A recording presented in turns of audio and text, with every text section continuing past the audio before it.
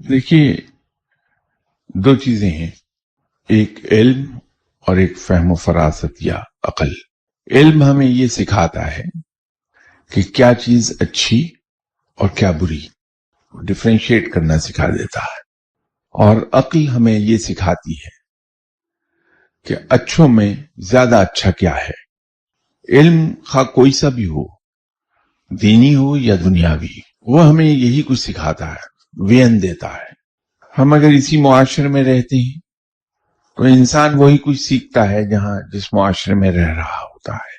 तो जब हम अपनी प्लेस ऑफ रेजिडेंस शिफ्ट करते हैं from one culture to another, तो वहां जाके हमें सोसाइटी की और कल्चर की वैल्यूज में फर्क दिखाई देता है काफी। तो अगर हम तालीम याफ्ता हैं, वियन है हमारे पास, अक्ल है हमारे पास, तो हम अच्छे और बुरे को पहचान पाएंगे।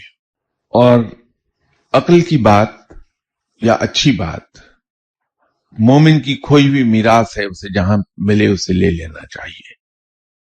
तो जिस कल्चर में भी, जिस सोसाइटी में भी हम जाके रहें, तो वहां से अगर हम अपने इल्म और अक्ल को इस्तेमाल करते हुए अच्छी बातों को पिक कर लें और बुरी बातों को ड्रॉप कर दें, तो हमने अपनी वो विरासत की जायदाद वसूल कर ली जो हमारी खो गई थी विरासत।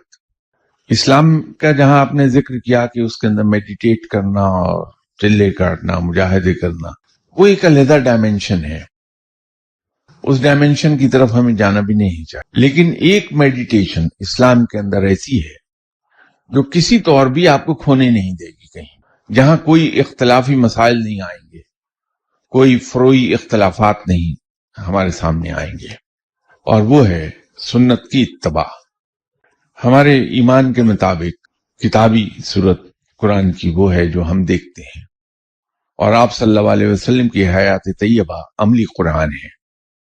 हम निहायत आसानी के साथ कुरान पर अमल करना शुरू कर देंगे अगर हमने आप सल्लल्लाहु अलैहि वसल्लम की सुन्नत की इत्तबा कर ली, तो वो निजात का रास्ता हो जाएगा, वही रब तक पहुंचा भी देगा रास्ता।